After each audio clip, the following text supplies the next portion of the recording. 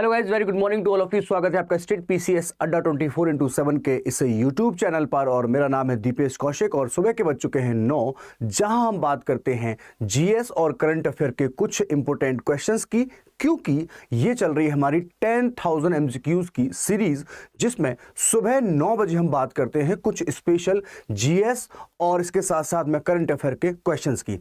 तो सबसे पहले जितने भी लोग मेरे साथ यहाँ जुड़े हुए हैं उन सबको वेरी गुड मॉर्निंग। और एक गुजारिश आप सब लोगों से कि एक बार इस सेशन को आप लोग शेयर कर दें, लाइक कर दें, और अगर आप पहली बार इस चैनल पे आए हैं तो इसको सब्सक्राइब कर दें, ताकि डेली आपको इस क्लास की नोटिफिकेशन जो है वो मिलती रहे। ठीक है, तो चलिए इस सफर को बिना किसी टाइम खराब किए हम लोग स्टार्ट करते हैं। सबसे पहले Ekta Kumari good morning, Deepti good morning, और Saurabh Raj very good morning. जितने भी लोग मेरे साथ में जुड़े हुए हैं, आप लोगों से सिर्फ एक मेरी गुजारिश है, वो ये कि मैक्स टू मैक्स इस सेशन को आप लोगों को शेयर करना होता है। और मेरा विश्वास भी है और मेरा वादा भी है कि आपको यहां जितनी भी सारी चीजें सीखने को मिलेंगी उसमें कुछ ना कुछ उसमें अपडेटेड होगा, कुछ ना कुछ नया आपको सीखने को जरूर मिलेगा। तो चलिए इन्हीं सारी बातों के साथ में आज का सेशन हम लोग स्टार्ट करते हैं। सबसे पहले एक बार फिर आप सबको मेरी और यूपीएससी अड्डा 24/7 परिवार की तरफ से वेरी वेरी गुड मॉर्निंग। तो चलिए सफर को स्टार्ट करते हैं, लेकिन उससे पहले कुछ मोटिवेशनल लाइन मैं यहां पर आपको बताता हूं, और वो ये कि लिखने वाले अपनी तकदीर टूटी हुई कलम से भी लिख देते हैं। अगर आपके अंदर डेडिकेशन है, अगर आपके अंदर हार्डवर्क है, तो संसाधनों की कमी आपके मार्ग में अवरोध नहीं बन सकती, वो कारण नहीं हो सकता। ठीक है, तो अगर आप चाहते हैं तो उसके लिए बस एक्सक्यूजेस देना बंद कर दीजिए। आप चाहेंगे तो आप जो चाहते हैं उसको अचीव कर लेंगे। ठीक है, तो चलिए इसी बात के साथ में आज का सफर, आज की कहानी हम स्टार्ट करते हैं। लेकिन उससे पहले एक इंपॉर्टेंट इंफॉर्मेशन आप सबके लिए, वो ये कि अगर मान लीजिए आप यूपीएससी की तैयारी कर रहे हैं और चाहते हैं अपने आप को परखना, तो उसके लिए 6 अक्टूबर 2022 को 6 अक्टूबर 2022 को अखिल भारतीय छात्रवृत्ति परीक्षा यानी कि ऑल इंडिया लेवल पर स्कॉलरशिप टेस्ट जो है वो आयोजित किया जा रहा है यूपीएससी सिविल सेवा के लिए स्पेशली, जिसमें आपको अगर मान लीजिए आप क्वालिफाइड करते हैं, आप जीतते हैं, तो इसमें जो महापैक है वो आपको मिल सकता है। UPSC CSC 2.0 complete foundation batch जो है 10 उम्मीदवारों को मिलेगी UPSC complete online test series, और इसके साथ साथ में 10 उम्मीदवारों को मिलेगा यूपीएससी प्रीमियम ई नोट्स। ये सारी की सारी फैसिलिटीज आपको इस स्कॉलरशिप टेस्ट को क्वालिफाइड करने के बाद में मिलेगी।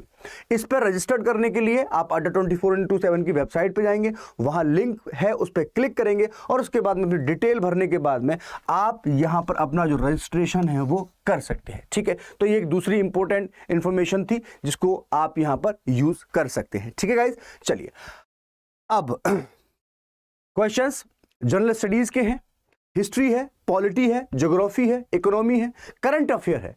सबसे इंपॉर्टेंट बात कि इसमें मैंने हर एक सेक्शन को इंक्लूड किया है ताकि कोई भी चीज आपसे छूटे ना, और उस क्वेश्चन के साथ में जो इंपॉर्टेंट फैक्ट हैं उनको भी इंक्लूड कर लिया है, जो प्रीलिम्स और मेंस दोनों में आपके लिए यूजफुल हो सकता है। ठीक है, चलिए तो very good morning once again, let's see. पहला क्वेश्चन आपके स्क्रीन पर है, आप लोग इस क्वेश्चन को देखेंगे और मुझे आंसर देंगे कि क्या इसका करेक्ट आंसर होना चाहिए। फटाफट से देखेंगे। भारतीय संविधान द्वारा प्रदत्त मौलिक अधिकारों के स्थगन संबंधी कार्यपालिका के अधिकारों को किस देश के संविधान से लिया गया है? यानी कि the rights of the executive regarding the suspension of fundamental rights given by the Indian constitution have been taken from the constitution of which country.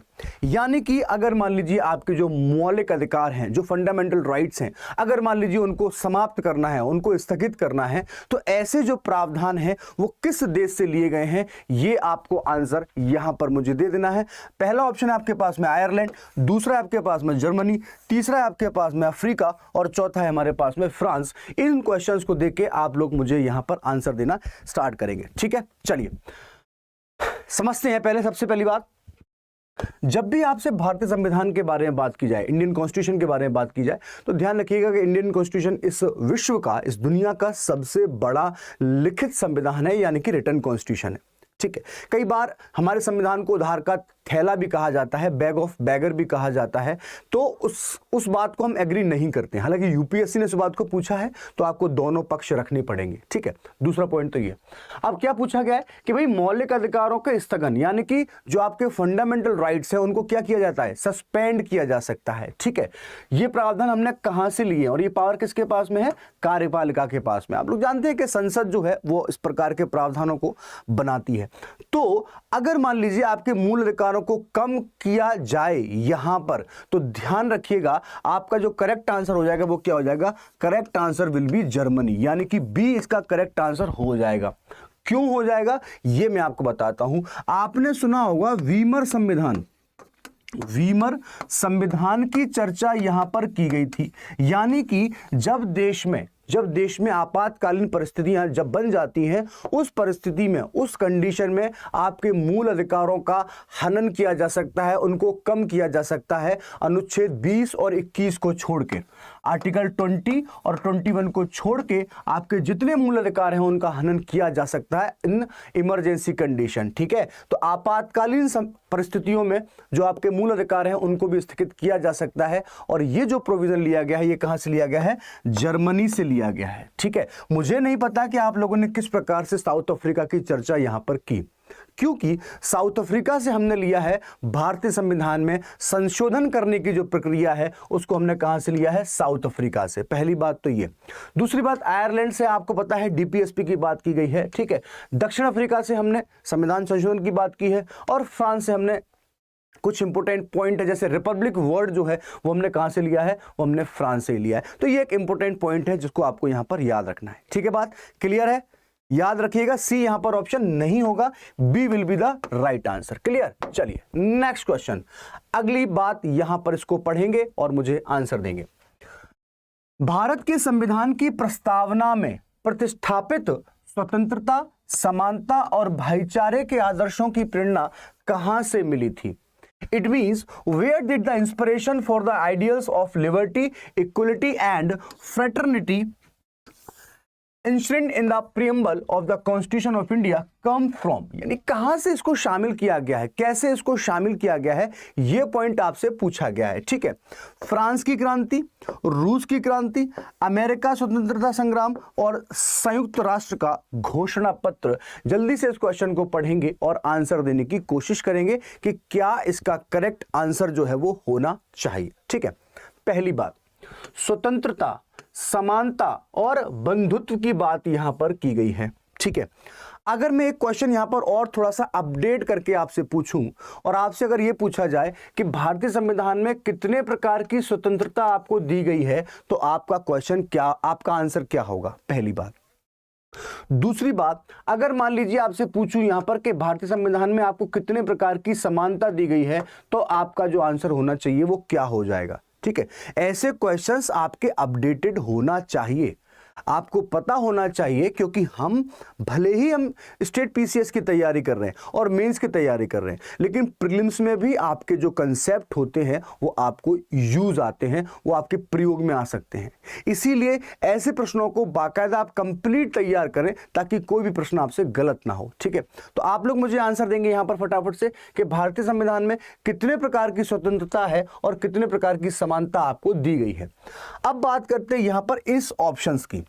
ध्यान रखिएगा, जब भी बात यहां पर आपके संविधान में स्वतंत्रता, समानता और बंधुत्व यानी कि फ्रेटर्निटी, लिबर्टी, इक्वलिटी और फ्रेटर्निटी की जब भी यहां पर चर्चा की जाती है, तो इसके लिए मेनली जो रिस्पॉन्सिबल है वो कौन है, तो आपको आंसर देना है यहां पर फ्रांस की क्रांति। कौन सी क्रांति है? फ्रेंच रेवोल्यूशन, जो कब हुई थी तो आपको बताना है 1789 में, 1789 में। उसी का जिम्मेदार यहां पर स्वतंत्रता, समानता और बंधुत्व के आदर्शों को, जो आइडियल्स है लिबर्टी, इक्वलिटी और फ्रेटर्निटी के, उनको प्रीएम्बल में शामिल किया गया था, ठीक है। रूस की क्रांति 1917 में, 1917 में हुई थी, यह भी बात आपको पता होना चाहिए।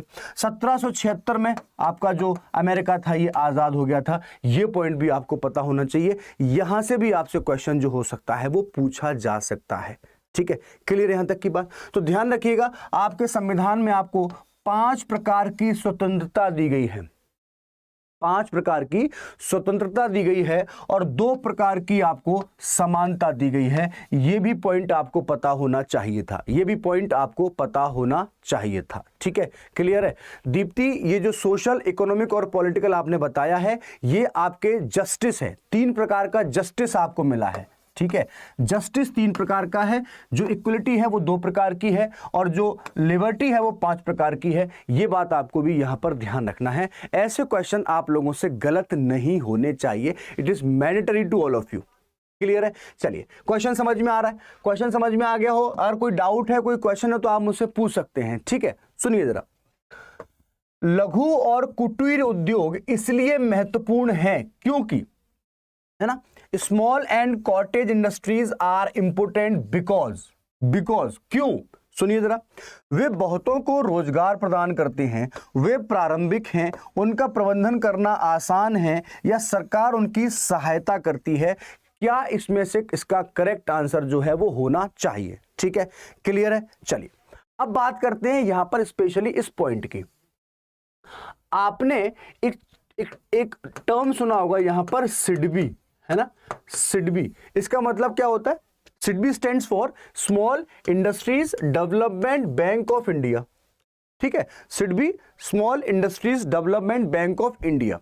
अच्छा, एक बात बताओ कि भारत में जो स्मॉल इंडस्ट्रीज है उनको डेवलप क्यों करना है? ये भी तो कारण हो सकता है ना, व्हाई इनको डेवलप क्यों करना है? तो ध्यान रखिएगा, यहां जब भी स्मॉल इंडस्ट्रीज की बात आती है, और हमारे जो बोल सकते हैं कि हमारी जो इकोनॉमी है ये मेनली अगर देखा जाए तो मिक्स्ड इकोनॉमी है, लेकिन उसके बावजूद देखा जाए तो एग्रीकल्चर बेस्ड इकोनॉमी है ना, कृषि पर आधारित एक अर्थव्यवस्था है, ये भी आपको पता है। और यहां भारत में हर एक व्यक्ति इतना ज्यादा बोल सकते हैं कि जिसकी पूंजी नहीं है जो अपना एक स्वयं का बड़ा एक साम्राज्य स्थापित कर सके, व्यापारिक साम्राज्य। तो इसीलिए वहां पर इस भारत जैसे देश में जो लघु और कुटीर उद्योग हैं ये बहुत महत्वपूर्ण हो जाते हैं। अब सवाल ये आता है कि क्यों महत्वपूर्ण हो जाते हैं? ये भी तो इंपॉर्टेंट है। तो इसका कारण क्या है? ये बहुतों को रोजगार प्रदान करते हैं। It means they provide employment to many. क्यों? क्योंकि ग्रामीण क्षेत्रों में है, छोटे छोटे उद्योग हैं, कोई भी स्टार्ट कर सकता है, और वो स्टार्ट करेगा तो अगला तो अकेला तो करेगा नहीं, उसके साथ में और भी लोग होंगे जो उसकी सहायता करेंगे, उसकी मदद करेंगे। ठीक है, भले ही वो आर्थिक रूप से उनको पैसे दिए जाएंगे, लेकिन फिर भी उनमें से बहुत सारे लोगों को क्या मिलता है? यहाँ पर रोजगार मिलता है। सो यहाँ पर जो करेक्ट आंसर हो जाएगा वो क्या हो जाएगा? A will be the right answer. A इसका करेक्ट आंसर यहाँ पर हो जाएगा। ठीक है, बात क्लियर है? सबको समझ में आ गया है? चलिए नेक्स्ट क्वेश्चन की बात करते हैं। भाई सुमेलित करना है, जोड़ी आपको मिलाना है। ये आपके पास में लिस्ट 1 है, ये आपके पास में लिस्ट 2 है। इन दोनों को आपको मिलाना है और आपको मुझे आंसर दे देना है। ठीक है, चलिए। भारत 1947 में भारत आजाद होता है, और आजाद होने के बाद में उसके पास बहुत सारी समस्याएं थी, फिर चाहे वो आर्थिक हो, फिर चाहे वो सामाजिक हो, और चाहे वो राजनीतिक हो। दोनों तीनों समस्याएं उसके पास में थी। क्यों? क्योंकि ये भारत एक ऐसा देश है जिसको 712 ईस्वी में लूटना प्रारंभ किया था, और वो लूटना 1947 तक चला। लगभग 1250 सालों तक हमारे इस भारत को लूटा गया, और उसके बाद स्वतंत्र कर दिया गया। स्वतंत्र तो कर दिया, इंडिपेंडेंस तो हो गए हम, लेकिन उसके साथ में जो हमारे सामने चुनौतियां थी, फिर मैंने आपको बताया, चाहे वो सामाजिक रही हो, चाहे वो आर्थिक रही हो, चाहे वो राजनीतिक रही हो, चुनौतियां तो थी। उन चुनौतियों से निपटने के लिए यहां भारत सरकार के द्वारा बहुत ही ऐतिहासिक कदम जो थे वो उठाए गए, जिसमें से एक था आपकी अर्थव्यवस्था को मजबूत करना। संसाधनों की कमी थी, जनसंख्या हमारे पास में थी, हम खुद स्थिर नहीं थे, तो बाकी जो पॉपुलेशन थी उसको कैसे कंट्रोल किया जाता। लेकिन तात्कालिक सरकारों ने बहुत ही प्रभावी जो कदम थे वो उठाए, और उनमें से एक यहां पर हमारे सामने प्रस्तुत है। कुछ संस्थाओं की बात की गई है यहां पर, और उसके साथ साथ में उनके डेवलपमेंट की, उनके विकास की बात की गई है, जो हमारे सामने यहां पर आपको देखने को मिल रहा है। ठीक है, चलिए। तो सबसे पहले आपके पास लिखा हुआ है भारतीय औद्योगिक ऋण एवं निवेश निगम, ठीक है, भारतीय औद्योगिक विकास निगम, ठीक है, भारतीय औद्योगिक पुनर्निर्माण बैंक और भारतीय लघु उद्योग विकास बैंक। ये 100 पॉइंट आपके सामने यहां पर आपको देखने को मिल जाएगा। ठीक है, चलिए क्वेश्चंस को समझने की कोशिश करते हैं। सबसे पहले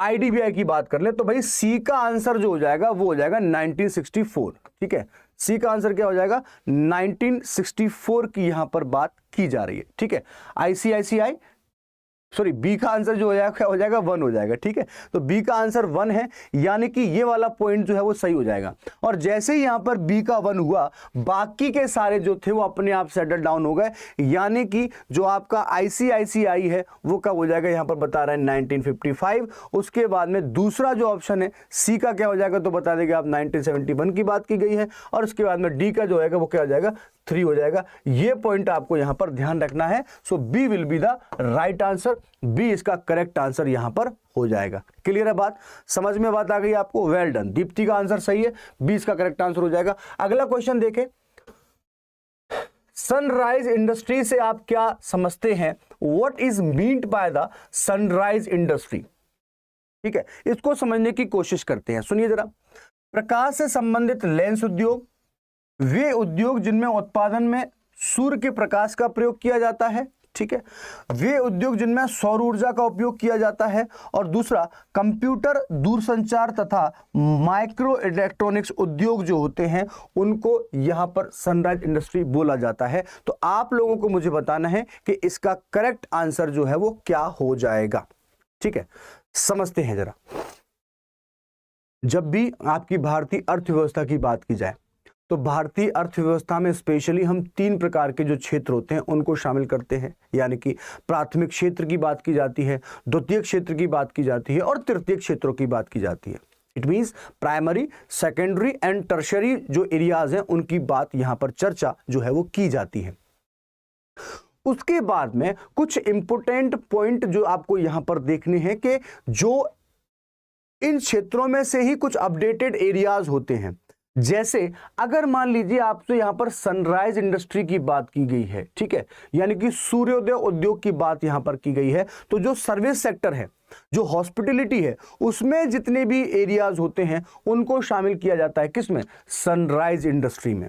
और अगर इसकी बात करें हम यहां से तो हमको एक ही क्षेत्र हमको देखने को मिल रहा है, और वो कौन सा है, कंप्यूटर, दूरसंचार और माइक्रो इलेक्ट्रॉनिक विकास उद्योग, यानी कि computer, telecommunication and micro electronic industries are known as sunrises industry. So D will be the right answer, D इसका करेक्ट आंसर यहां पर हो जाएगा। क्लियर बात यहां तक की? चलिए तो यहां पर करेक्ट आंसर क्या हो जाएगा, डी इसका करेक्ट आंसर जो है वो यहां पर हो जाएगा। क्लियर, नेक्स्ट क्वेश्चन की बात कर ले। क्वेश्चन नंबर 6 जो हमारे सामने है, सूची 1, पूर्व का बोस्टन, सूती वस्त्रों की राजधानी, भारत का मैनचेस्टर और दक्षिण भारत का मैनचेस्टर, ये आपसे पूछा गया है। लिस्ट आपके सामने है, ठीक है, अहमदाबाद, कानपुर, मुंबई और कोयंबटूर, ये 4 ऑप्शन आपके पास में। ये इन जो स्टेट हैं, जो शहर हैं, उनके उपनाम, या बोल सकते हैं कि बोलते ना प्यार से जो नाम लिया जाता है उससे यहां पर शामिल किया गया है। ठीक है, अब आपको ये देखना है कि इनमें से करेक्ट आंसर जो है वो क्या हो जाएगा। ठीक है, सुनो जरा, सबसे पहले ये दक्षिण भारत का मैनचेस्टर, अगर मैं इनमें से बात करूं तो कोई भी एक ऐसा शहर नहीं है जो दक्षिण भारत में हो। अहमदाबाद पश्चिम में है, कानपुर उत्तर में है और मुंबई बोल सकते हैं कि दक्षिण पश्चिम में है, ऐसा बोल सकते हैं, लेकिन दक्षिण में तो नहीं है। ये क्या पूछ रहा है, दक्षिण भारत का, यानी कि आपसे क्या पूछा गया, मैनचेस्टर ऑफ सदर्न इंडिया की बात यहां पर की गई है। ठीक है, ये पॉइंट आपको ध्यान रखना है, Manchester of southern India, south India. तो एक शहर हमारे पास में क्या होगा, कोयंबटूर, यानी कि डी का तो 4 हो गया, लेकिन परेशानी ये कि सर यहां पर तो सबका ही डी का 4 हो रहा है, तो इसको हम कैसे मान लें। चलिए और देखें जरा, दूसरा बात क्या है यहां पर, भारत का मैनचेस्टर। अच्छा, भारत का मैनचेस्टर, सर ये तो मैंने सुना है, इसका आंसर तो क्या हो जाएगा, कानपुर हो जाएगा। अच्छा चलो देख लेते हैं। उसके बाद पूर्व का बोस्टन, ओके बहुत बढ़िया, अहमदाबाद को मान ले रहे हैं अपन। और उसके बाद में सूती वस्त्रों की राजधानी है वो क्या हो जाएगी, तो आपको आंसर देना है मुंबई। सो करेक्ट आंसर यहां पर क्या हो जाएगा, B will be the right answer, B इसका करेक्ट आंसर हो जाएगा। क्वेश्चन समझ में आया या नहीं आया, फटाफट से मुझे बता दो, जल्दी से समझ में आ गया। क्वेश्चन नंबर 6 का जो आंसर है वो क्या हो जाएगा, B will be the right answer, B इसका करेक्ट आंसर यहां पर हो जाएगा। ठीक है, बात क्लियर है। चलिए नेक्स्ट क्वेश्चन की बात करते हैं। भारत में महारत्न तथा नवरत्न सार्वजनिक उपकरणों की संख्या कितनी है जून 2022 के अंत तक? ये आपको आंसर देना है। महारत्न कंपनी और नवरत्न कंपनी की बात यहां पर की गई है, ये आपको आंसर दे देना है। What was the number of Maharatna and Navratna PSUs in India by the end of June, ये आपको आंसर दे देना है। ठीक है, क्लियर है यहां तक की बात? समझिए जरा, ये क्या इसका आंसर होना चाहिए। इसको कर देते हैं 15 से लेके 4, इसको कर देते हैं 13 से लेके 11, इसको कर देते हैं 14 से लेके 7 और इसको कर देते हैं 5 से लेके 17 से लेके 5। क्या यहां पर करेक्ट आंसर होना चाहिए? एलिमिनेशन मेथड से निकाल ली है सर जी, बहुत बढ़िया, शाबाश, वेल डन। भाई आप लोगों ने इस सेशन को अभी तक ना तो शेयर किया है ना आप लोगों ने लाइक किया है। अगर अच्छा लग रहा है तो कर सकते हैं, अदरवाइज कोई दिक्कत नहीं है, आप आराम से बैठ के इसको देखिए बस। ठीक है, चलो।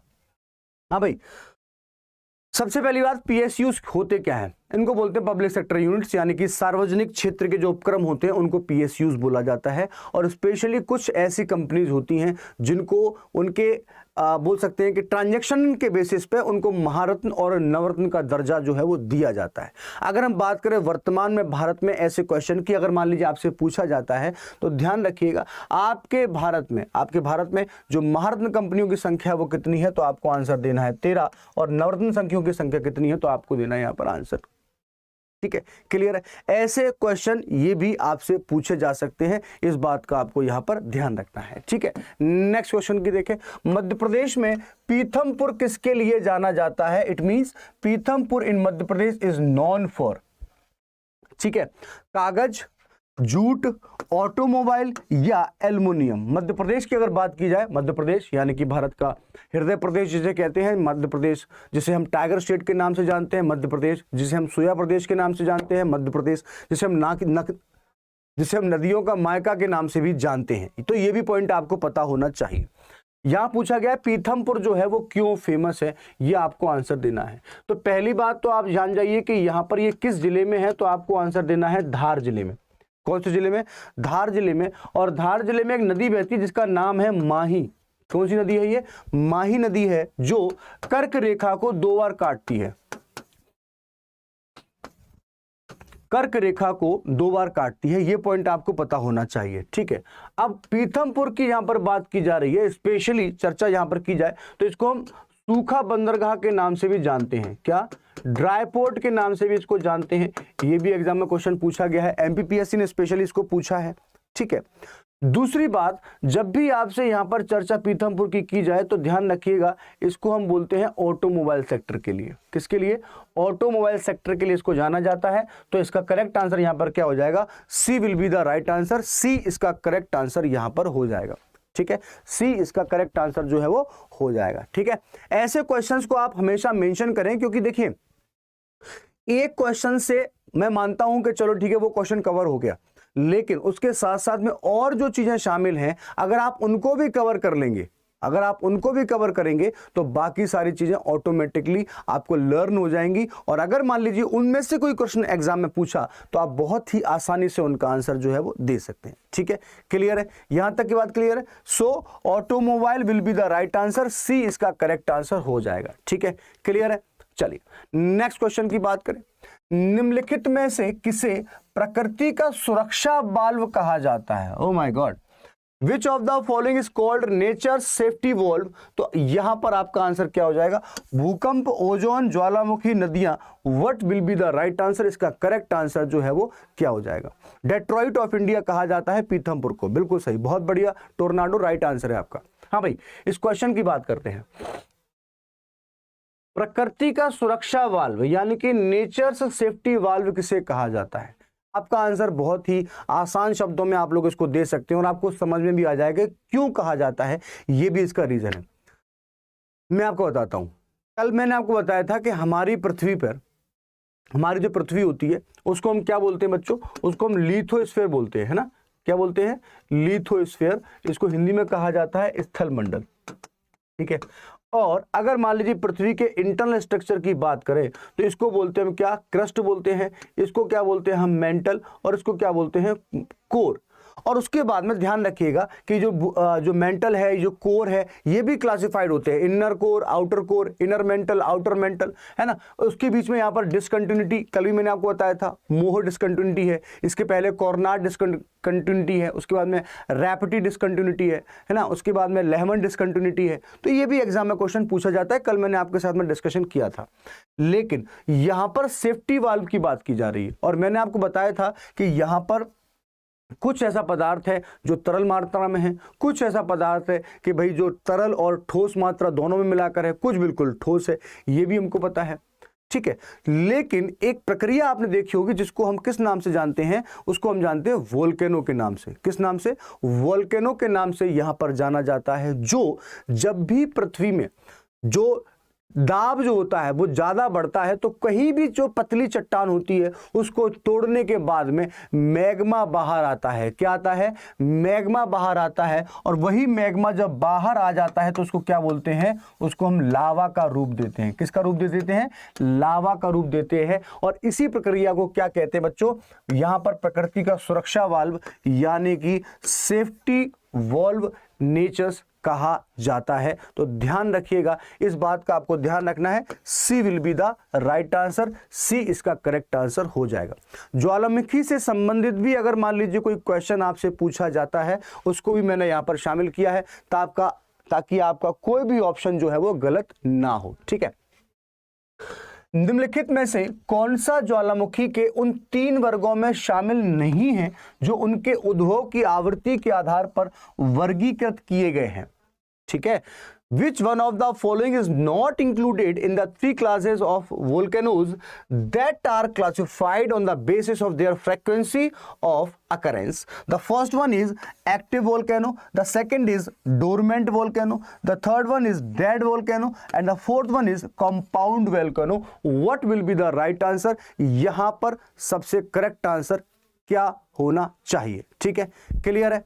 चलिए देखें जरा कि क्या इसका परफेक्ट आंसर जो है वो होना चाहिए। देखिए, मैंने आपको बताया कि ज्वालामुखी की प्रक्रिया होती कैसे है। जब भी पृथ्वी में अंतर्जात और बहिर्जात बलों के कारण आप देखते हैं कि परिवर्तन हमको देखने को मिलता है। तरंगें जो होती हैं वो पृथ्वी के आंतरिक क्षेत्रों में गति करती रहती हैं, है ना। और अगर कोई क्षेत्र ऐसा है जो कमजोर है तो वहीं से जो मैग्मा होता है वो उसको फोड़ के बाहर आ जाता है। उसी प्रकार से इसमें क्या करते हैं, इसी प्रकार से यहां पर देखते हैं कि उनको क्लासिफाइड किया गया। कुछ ऐसे वोल्केनो होते हैं जो क्या करते हैं, एक्टिव रहते हैं, है ना। जैसे स्ट्रोम्बोली का बोलते हैं, उसको प्रकाश स्तंभ इसको बोला जाता है, ठीक है। कुछ ऐसे जो डोरमेंट होते हैं, यानी कि जो कभी कभी जिसमें से हो सकता है कि कोई उद्गार हो जाए, और कुछ ऐसे जिसमें से कोई संभावना नहीं है कि उसमें से कोई उद्गार होगा। जैसे महाराष्ट्र की लोनार झील, महाराष्ट्र की लोनार झील को भी तो आप देखते हैं क्रेटर झील जिसे बोलते हैं हम। तो इस प्रकार के जो आपके ज्वालामुखी होते हैं उसको हम एक्टिव वोल्केनो, डोरमेंट वोल्केनो और डेड वोल्केनो में क्लासिफाइड करते हैं। सो गाइस, इसका जो करेक्ट आंसर हो जाएगा वो क्या हो जाएगा? कंपाउंड, यानी कि D will be the right answer. यौगिक ज्वालामुखी नाम की कोई चीज नहीं होती। और ध्यान रखिएगा, ये स्पेशली उस आधार पर है जिनका उनका उद्गार होता है ना। उसके बाद आप देखते हैं कि भाई एक माउंटेन बन जाता है, वोल्केनो से ही माउंटेन बन जाता है। क्लियर है यहां तक की बात? ठीक है, क्लियर है? यस और नो? नेक्स्ट अगला क्वेश्चन देखें। वह कौन सा महाद्वीप है जहां एक भी ज्वालामुखी है ही नहीं? ठीक है। Which continent does not have a single volcano? Australia, Antarctica, Africa और यूरोप। यहां पर करेक्ट आंसर जो है वो क्या होना चाहिए? क्लियर? फटाफट से देखिए कि यहां पर परफेक्ट आंसर, करेक्ट आंसर जो है वो क्या होना चाहिए। क्लियर है? चलिए देखिए जरा, ज्वालामुखी की बात कर ले। अच्छा, एक बात बताओ कि ज्वालामुखी की प्रक्रिया होती कैसे होगी और क्यों होनी है उसकी ज्वालामुखी की प्रक्रिया को? ये आपका मान लेते हैं नॉर्थ अमेरिका, यहां पर गल्फ ऑफ मैक्सिको, ये आपका है साउथ अमेरिका, यहां पर आपको देखने को मिल जाता है यूरोप, यहां पर आपको अरब कंट्रीज देखने को मिल जाएंगी। ये है आपके पास में अफ्रीका, यहां पर है आपका रशिया, रशिया के साथ में लगा हुआ है आपका इंडिया, इंडिया के बाद में ऑस्ट्रेलिया, और यहां पर है न्यूजीलैंड, और ये है आपका ग्रीनलैंड। ये मैंने एक छोटा सा आपके लिए वर्ल्ड का मैप जो है वो ड्रॉ कर दिया है। ठीक है। अब आपसे ये पूछा गया है कि इसमें सबसे ज्यादा वोल्केनो कहां पर है, या क्वेश्चन ये कहता है कि कहीं भी ज्वालामुखी नहीं है। ठीक है, तो इस क्वेश्चन को समझने के लिए ध्यान रखिएगा, बहुत ही सिंपल सी चीज यहां पर मैं आपको बता देता हूं। ऐसा सिर्फ एक ही हमारे पास में क्षेत्र है, और वो कौन सा है, वो है ऑस्ट्रेलिया। कौन सा है, ऑस्ट्रेलिया यहां पर करेक्ट आंसर हो जाएगा, जहां पर आपको कोई भी एक्टिव वोल्केनो जो है वो देखने को नहीं मिलता है। So A will be the right answer. A इस क्वेश्चन का करेक्ट आंसर यहां पर हो जाएगा। ठीक है, क्लियर है, यस और नो, समझ गए। हर एक क्वेश्चन को देखना है आपको भाई। मैं आपसे हमेशा इस बात को बोलता हूं कि आप अगर मान लीजिए इस क्लास को ज्वाइन करते हैं, इस सेशन को लेते हैं, तो सिर्फ यही क्वेश्चन नहीं, इसके साथ की जो फैक्चुअल चीजें हैं उनको भी हम इंक्लूड करेंगे, और एक प्रॉपर बोल सकते हैं कि तैयारी है आने वाले प्रीलिम्स के लिए। फिर चाहे आप मध्य प्रदेश से हो, राजस्थान से हो, उत्तर प्रदेश से हो, बिहार से हो, किसी भी स्टेट से हो, ये क्वेश्चंस आपको एज इट इज अपने एग्जाम पेपर में देखने को मिलेंगे। ठीक है, क्लियर यहां तक की बात। तो ये पॉइंट आपको ध्यान रखना है कि ऑस्ट्रेलिया में आपको एक भी एक्टिव वोल्केनो जो है वो नहीं है। चलिए अगला क्वेश्चन देखें। एक इंपॉर्टेंट इंफॉर्मेशन है आप सबके लिए, वो ये कि अगर मान लीजिए आप किसी भी स्टेट पीसीएस की तैयारी कर रहे हैं या किसी भी गवर्नमेंट जॉब की आप यहां पर तैयारी कर रहे हैं, तो ध्यान रखिएगा आपको यहां पर जितने भी महापैक हैं और जितने भी हमारे लाइव इंटरेक्टिव बैचेस हैं, वहां पर आपको 78% तक का डिस्काउंट जो है वो मिल सकता है अगर आप यहां पर कोड यूज करते हैं Y584 और तैयारी करना चाहते हैं फाउंडेशन बैच की, जिसमें प्रीलिम्स प्लस मेंस की तैयारी आपको साथ में कराई जाएगी। अच्छा, आज स्पेशल क्या है, आज स्पेशल इसमें यह है कि अगर आप आज से इसको ज्वाइन करते हैं तो स्पेशली आपको डबल वैलिडिटी मिलेगी, यानी कि 1 साल के प्राइस में 2 साल की वैधता, और इसके साथ साथ में आप ध्यान रखेंगे कि यहां पर आज से नया बैच स्टार्ट हो रहा है। तो आप मध्य प्रदेश, उत्तर प्रदेश, राजस्थान, बिहार, किसी भी स्टेट से हैं, आज से हम लोग नया बैच को लॉन्च करने वाले हैं, तो आप लोगों को जुड़ जाना है हमारे साथ में। कोड यूज करना है आपको Y584, जिसमें आपको मिलेगा 78% तक का डिस्काउंट। हालांकि आपको दिमाग में आ सकता है कि सर 77 ही मिला, तो अगर आपको 78 ही चाहिए तो इसके लिए आपको ऐप डाउनलोड करनी पड़ेगी, और वो कौन सी होगी, अड्डा 24x7 की ऐप। इस ऐप को डाउनलोड करो, इस कोड को यूज करो और अपनी तैयारी को सुनिश्चित करो मेरे साथ में, मेरे साथ यानी कि दीपेश कौशिक के साथ। प्रीलिम्स प्लस मेंस की कंप्लीट प्रिपरेशन फाउंडेशन बैच जो है उसको यहां पर लॉन्च किया जा रहा है। ठीक है, क्लियर है, यहां तक की बात क्लियर है। चलिए नेक्स्ट, अगला क्वेश्चन। नेक्स्ट क्वेश्चन, विश्व में सर्वाधिक जागृत ज्वालामुखी कहां पर स्थित है, यानी कि अवेकन की बात की गई है यहां पर, इसको हम क्या बोलेंगे, एक्टिव वोल्केनो की चर्चा यहां पर की जाएगी। Where is the most active volcano in the world located. ठीक है, around Atlantic ocean, Pacific ocean, Indian ocean या आर्कटिक ओशियन, ये आपको आंसर देना है।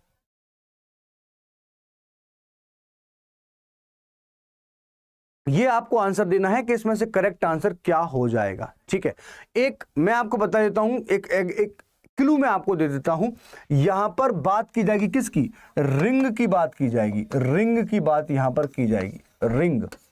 ठीक है, अब ये मैंने आपको क्लू दे दिया है, आप लोग मुझे आंसर दे सकते हैं कि इसका करेक्ट आंसर जो है वो क्या होना चाहिए। आंसर हालांकि मेरे पास में आना स्टार्ट हो गए हैं, बहुत बढ़िया। चलिए बहुत बढ़िया, सबसे ज्यादा एक्टिव वोल्केनो की बात की जाए तो जो आपका पैसिफिक ओशियन यानी कि प्रशांत महासागर वाला जो क्षेत्र है, वहीं पर आपको एक्टिव वोल्केनो देखने को मिलते हैं, और इसीलिए उसको हम क्या बोलते हैं, उसको हम रिंग ऑफ फायर बोलते हैं। क्या बोलते हैं, क्या बोलते हैं उसको हम, रिंग ऑफ फायर, यानी कि अग्नि श्रृंखला भी यहां पर उसको बोला जाता है। इस बात को भी आप लोग ध्यान रखेंगे। So guys, B will be the right answer, B इसका करेक्ट आंसर यहां पर हो जाएगा, प्रशांत महासागर के आसपास का क्षेत्र। ठीक है, अटलांटिक ओशियन को यहां पर अंध महासागर भी कहा जाता है, ये पॉइंट भी आप लोग ध्यान रखेंगे। ठीक है, क्लियर है बात, यस और नो, यहां तक की बात क्लियर है। So B will be the right answer, प्रशांत महासागर के पास का जो टाइम पीरियड है वो यहां पर एग्जैक्ट हो जाएगा।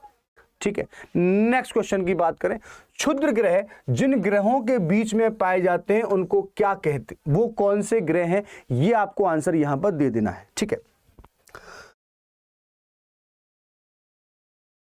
सौरमंडल, पहले किसी ने बताया कि भाई पृथ्वी केंद्र में है, फिर किसी ने बताया कि नहीं नहीं सूर्य केंद्र में है, किसी ने बताया पृथ्वी गोल है, किसी ने बताया पृथ्वी चपटी है, पता ही नहीं। तो बहुत सारी खोजें अभी भी वर्तमान में चल भी रही है, ठीक है।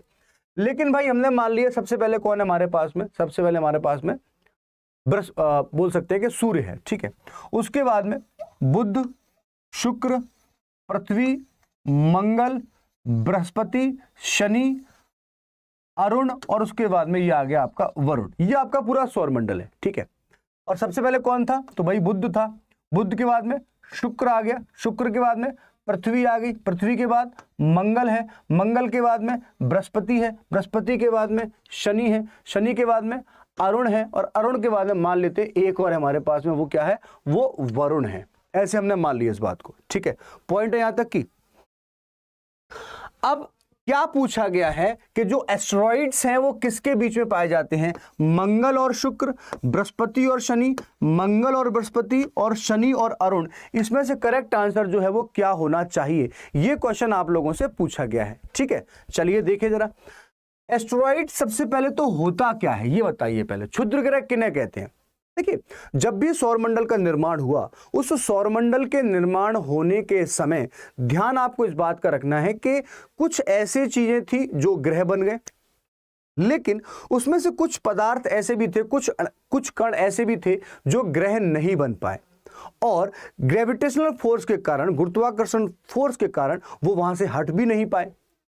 तो ना तो वो ग्रह बन पाए हैं, ना पूरी तरीके से समाप्त हो पाए हैं, और अभी भी जो आपका सौरमंडल है वहां पर क्या होते हैं, वो पाए जाते हैं, ठीक है। तो यहां पर जो करेक्ट आंसर होगा वो क्या होगा, मंगल और बृहस्पति, यानी कि मार्स और जुपिटर के बीच का जो बेल्ट है वहां पर आपको एस्टेरॉइड्स पाए जाते हैं, जिनको हम क्षुद्र ग्रह के नाम से भी जाने जाते हैं। ऐसे क्वेश्चन आप लोगों से पूछते हैं, ऐसे क्वेश्चंस आप लोगों से पूछे जाते हैं, तो ध्यान रखिएगा, ऐसे क्वेश्चन आप लोगों से गलत जो है वो नहीं होना चाहिए, ठीक है।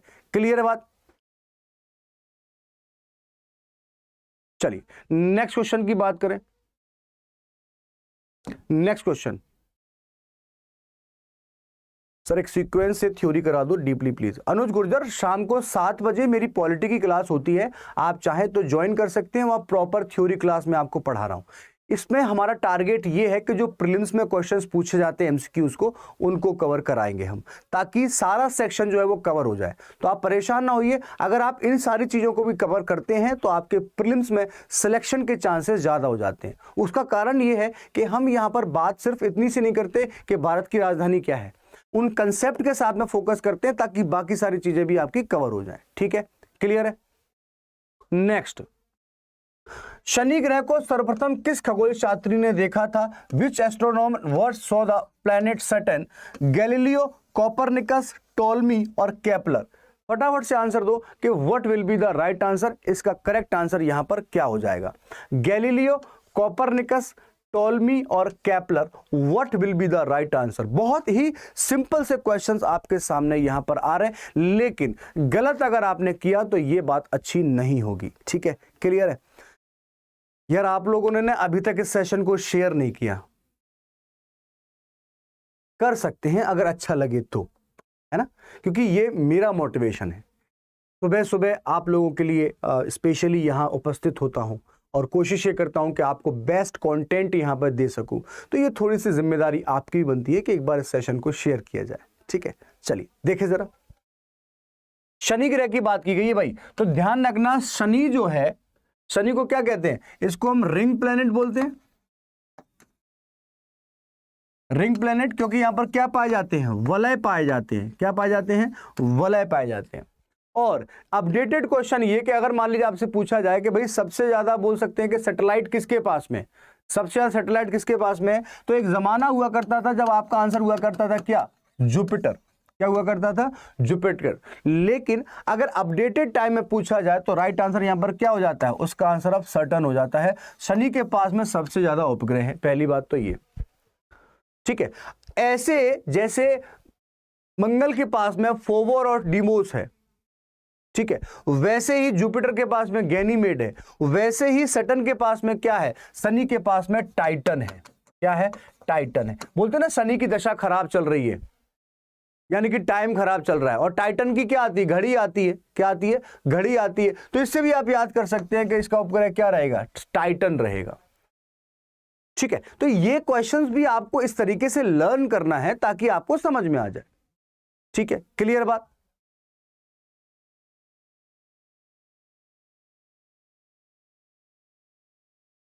ओके, सो करेक्ट आंसर यहां पर क्या हो जाएगा, गैलीलियो की चर्चा यहां पर की जाएगी। गैलीलियो जो है वो यहां पर सबसे पहले किसको देखा था, उसने शनि को यहां पर देख लिया था। ठीक है, क्लियर है। चलिए नेक्स्ट क्वेश्चन की बात कर ले। निम्न में से किसने पहली बार कहा था कि पृथ्वी गोल है, ये आपको आंसर देना है। Who among the following said for the first time that the earth is round, Aristotle, Copernicus, Strabo और Galileo. What will be the right answer, इसका करेक्ट आंसर जो है वो क्या हो जाएगा, फटाफट से आंसर दे दो।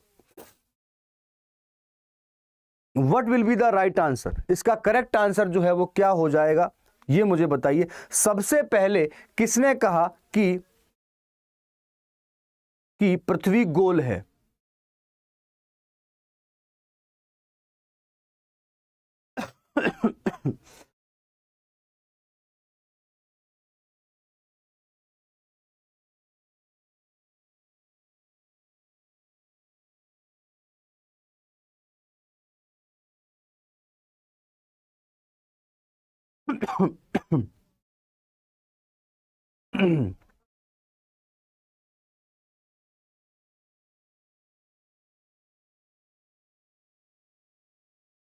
What will be the right answer, इसका करेक्ट आंसर यहां पर क्या हो जाएगा?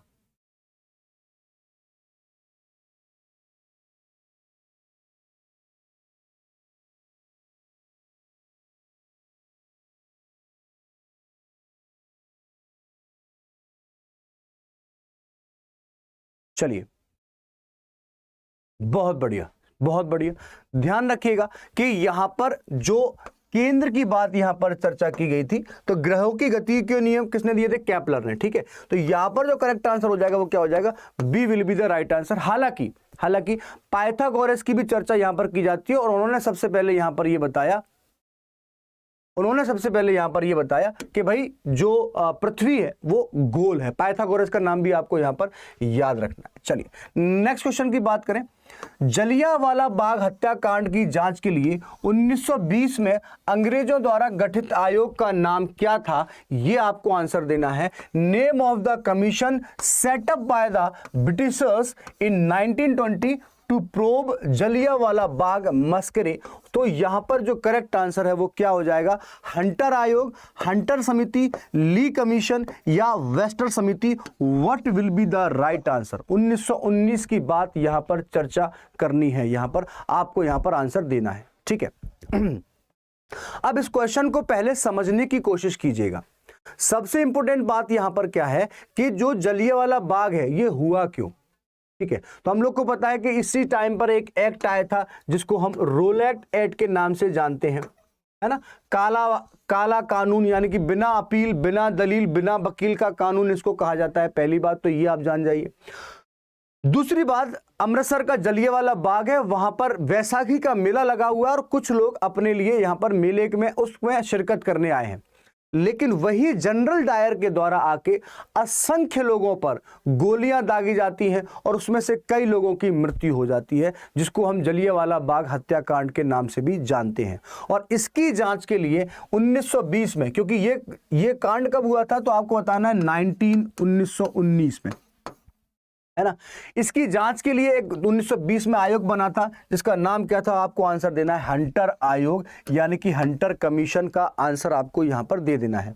हंटर समिति से कंफ्यूज आपको इसलिए नहीं होना है क्योंकि ये किससे संबंधित थी, ये एजुकेशन से संबंधित थी, ये शिक्षा से संबंधित थी, इसीलिए आपको इससे कंफ्यूजन नहीं होना है। कमेटी कभी मत लगा देना, हमेशा जब भी क्वेश्चन पूछा जाए तो आप किस पे क्लिक करेंगे, आपको यहां पर कमीशन पे क्लिक कर देना है। ठीक है, क्लियर है, क्लियर है यहां तक की बात। चलिए नेक्स्ट क्वेश्चन की बात करें। निर्वाचन आयोग ने आकाशवाणी पर खालिस्तान भाषाओं में 52 कड़ियों के मतदाता जागरूकता के राष्ट्रव्यापी कार्यक्रम जंक्शन का शुभारंभ किया है। मतदाता जंक्शन का प्रारंभ किया है। गोली चलाने में मजा आता है सर जी। अनुज गुर्जर, मैं जिस क्षेत्र से हूं वहां पर हर एक घर में 4 से लेकर 5 बंदूकें होती हैं। आपने सुना होगा, नाम है वो क्षेत्र चंबल। और मैं प्रॉपर जिस जिले का हूं उसका नाम है मुरैना, जहां पर प्रसिद्ध एथलीट पान सिंह तोमर का गांव भी था भड़ौसा। ठीक है, तो ये यहां बताने वाली बात नहीं होती है यूट्यूब पर। क्लियर? ये आंसर दो, निर्वाचन आयोग। क्लियर? यहां पर करेक्ट आंसर क्या होना चाहिए आप मुझे बताएंगे। Election commission launched voter junction, a 50 episode voter awareness programme on All India Radio in how many languages? 22, 23, 24, 25। What will be the right answer? Correct answer यहां पर क्या होना चाहिए? ठीक है, ऐसे क्वेश्चंस आपको कंफ्यूज कर सकते हैं क्योंकि करंट अफेयर बहुत अपडेटेड है और मैं कोशिश यहां पर ये करूंगा कि बहुत सारी चीजों को आपके साथ में शामिल और शेयर यहां पर मैं करता रहूं। ठीक है, क्लियर है? चलो देखें जरा, आकाशवाणी की बात कर लें, ऑल इंडिया रेडियो की बात कर लें। ऑल इंडिया रेडियो 1927 में उसको स्टार्ट किया गया था। ठीक है, उसके बाद में 1936 में इसका नाम किया गया, फिर 1955 में फिर उसको चेंज किया गया। तो ये कुछ इतिहास से संबंधित है। निर्वाचन आयोग की बात कर लें, इलेक्शन कमीशन की बात कर लें। देखिए, इलेक्शन कमीशन जो है वो स्पेशली बोल सकते हैं कि एक कॉन्स्टिट्यूशनल बॉडी है, हम इस बात को जानते हैं। भारतीय संविधान के भाग 15 में 324 से लेके 329, ठीक है, इसमें इसका जिक्र किया गया है। पूरे देश में चुनाव कराने के लिए ऑथराइज्ड है, यही चुनाव करवाएगी। और कितने सदस्य होते हैं? तो 3 सदस्य होते हैं। इसके वर्तमान में अध्यक्ष कौन है? तो आपको आंसर देना है राजीव कुमार। यह प्रश्न भी आपको पता होना चाहिए। ठीक है, जागरूकता यानी कि मतदाता की बात की गई है, मतदाता जंक्शन की बात की गई है, तो आपको पता होना चाहिए कि मतदाता दिवस जो है वो कब मनाते हैं बच्चों। तो आपको आंसर देना है 25 जनवरी को इसको सेलिब्रेट किया जाता है, क्योंकि 25 जनवरी 1950 को ही ECI यानी कि इलेक्शन कमीशन ऑफ इंडिया की स्थापना की गई थी। ये बात भी हमको पता है। इस क्वेश्चन का जो करेक्ट आंसर रहेगा वो रहेगा 23 यानी कि 23 will be the right answer. इस बात का आपको ध्यान रखना है। ठीक है, बात क्लियर है? यहां तक का पॉइंट क्लियर है? यहां तक का पॉइंट क्लियर है? चलिए, तो 23 will be the right answer. 23 यहां पर करेक्ट आंसर यहां पर हो जाएगा। ठीक है, क्लियर है बात? चलिए नेक्स्ट क्वेश्चन की बात करते हैं। अगला क्वेश्चन जो है वो क्या कहता है? मुख्य निर्वाचन आयुक्त ने किसे निर्वाचन आयोग का राष्ट्रीय आइकन घोषित किया है ना? Who has been declared as the national icon of the election commission by chief election commissioner? What will be the right answer? यहां पर करेक्ट आंसर जो है वो क्या हो जाएगा? ठीक है, क्लियर है? ऐसे क्वेश्चंस आपको कवर करते जाने हैं ताकि कोई भी आपसे गलत ना हो। पंकज त्रिपाठी, शाहरुख खान, अक्षय कुमार और Amitabh Bachchan, what will be the right answer? Correct answer यहां पर क्या हो जाएगा? ठीक है, क्लियर है?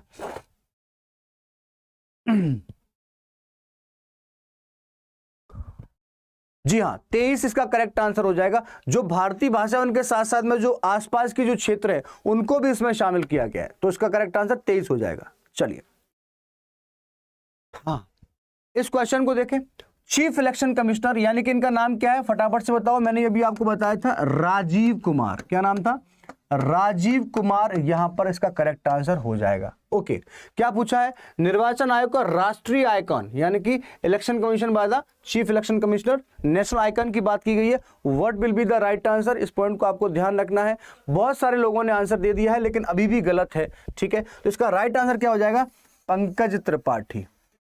ठीक है, पंकज त्रिपाठी जो है वो यहां पर नेशनल आइकन डिक्लेयर किए गए हैं इलेक्शन कमीशन ऑफ इंडिया के द्वारा। So A will be the right answer. A इसका करेक्ट आंसर यहां पर हो जाएगा। ठीक है, चलिए नेक्स्ट पॉइंट की बात करें। अगला, भारत और खालिस्तान के बीच विदेश कार्यालय परामर्श का चौथा दौर अदीस अबाबा में आयोजित किया गया। वो देश का नाम क्या है वो आपको यहां पर मुझे बता देना है।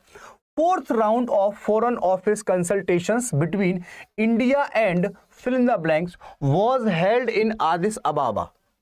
अब अगर इस क्वेश्चन को आप थोड़ा सा भी समझ जाओगे, थोड़ा सा भी जान जाओगे तो ये क्वेश्चन बहुत इजी है, बहुत ही ज्यादा इजी है। लेकिन इसके साथ साथ में कुछ फैक्चुअल चीजें भी मैं आपको बताऊंगा ताकि वो भी आपकी क्या हो जाए, कवर हो जाए। ठीक है, बहुत ही ज्यादा सिंपल। यस, बिल्कुल सही, बहुत बढ़िया, शाबाश।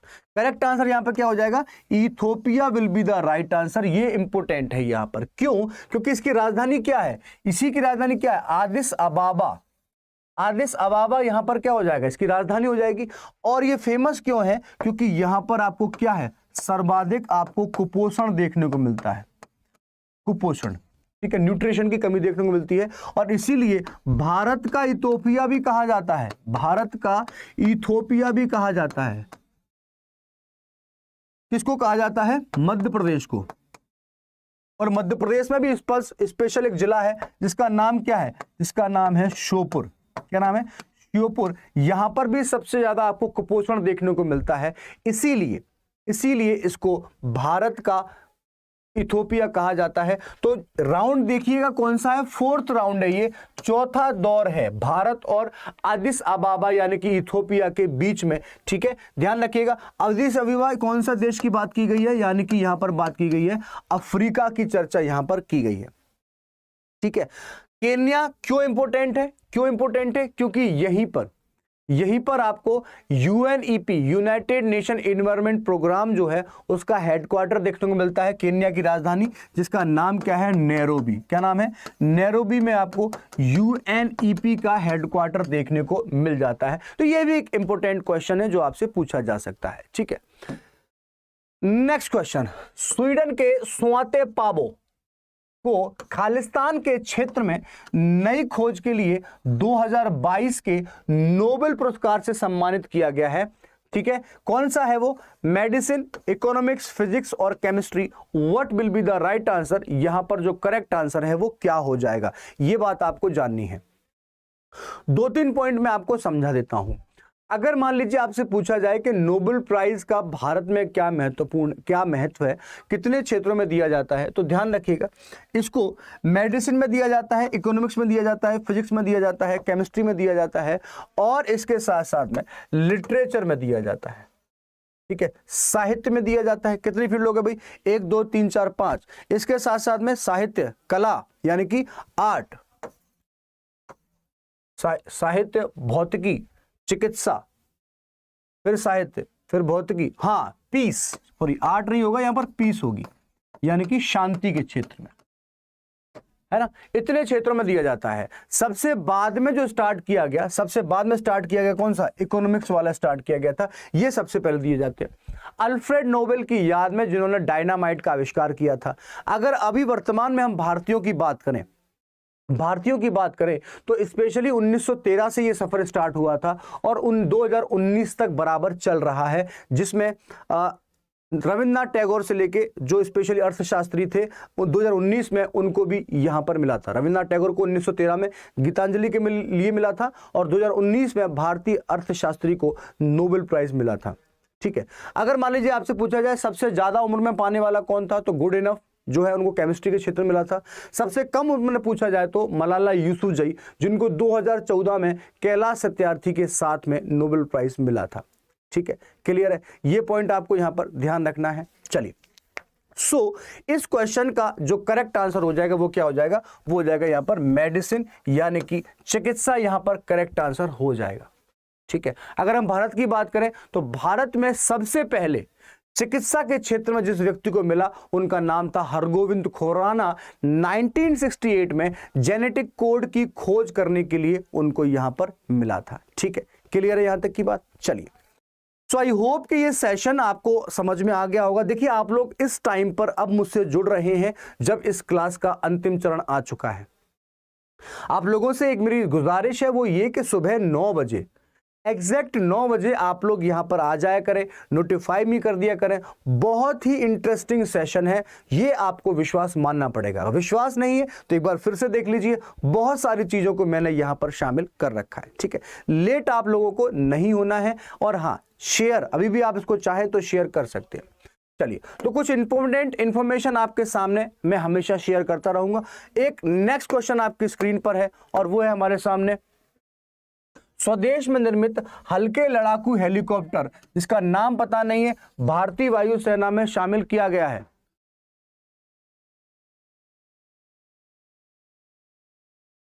नाम आपको यहां पर बता देना है कि इसका करेक्ट आंसर जो है वो क्या होना है। अच्छा, तुम लोग थैंक वैंक बोल दिए, ठीक है। तो ध्यान रखिएगा, इस क्वेश्चन का जो राइट आंसर हो जाएगा वो क्या हो जाएगा, B will be the right answer, यानी कि प्रचंड इस क्वेश्चन का राइट आंसर हो जाएगा। इसको हाल ही में इंट्रोड्यूस यहां पर किया गया है। बहुत बढ़िया, राइट आंसर, ठीक है। तो बी इस क्वेश्चन का करेक्ट आंसर हो जाएगा। चलिए, ठीक है। तो इसी तरीके से आप लोग डेली मेरे साथ मिलते रहिए। ध्यान रखिएगा 77% का ऑफ है।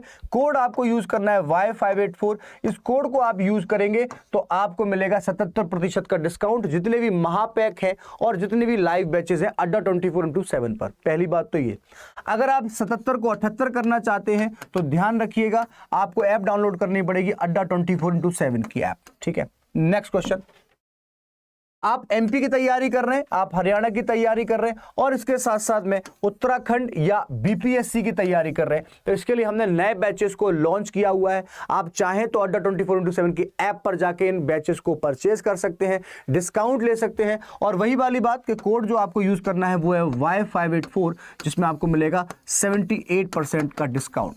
सबसे इंपॉर्टेंट बात क्या है कि ये बैच आज से ही हम लोग स्टार्ट कर रहे हैं। नए बैचेस हैं, फ्रेश बैचेस हैं, जिसमें प्रीलिम्स प्लस मेंस की कंप्लीट तैयारी आपको की जाएगी और वो भी कम से कम मूल्य में, यानी कि just with in under 3000 rupees, ठीक है। तो आप लोग मेरे साथ जुड़ सकते हैं, शामिल हो सकते हैं। इसी कामना में आज का सेशन मैं करता हूं समाप्त। आप इस सेशन को लाइक कीजिए, शेयर कीजिए, कमेंट कीजिए और इसके साथ साथ में अगर आप पहली बार आए हैं तो सब्सक्राइब कीजिए। गाइज, आज का सेशन मैं करूंगा यहीं समाप्त, बाकी सारी बातें करेंगे अगले सेशन में। तब तक के लिए thank you so much. Bharat माता की जय।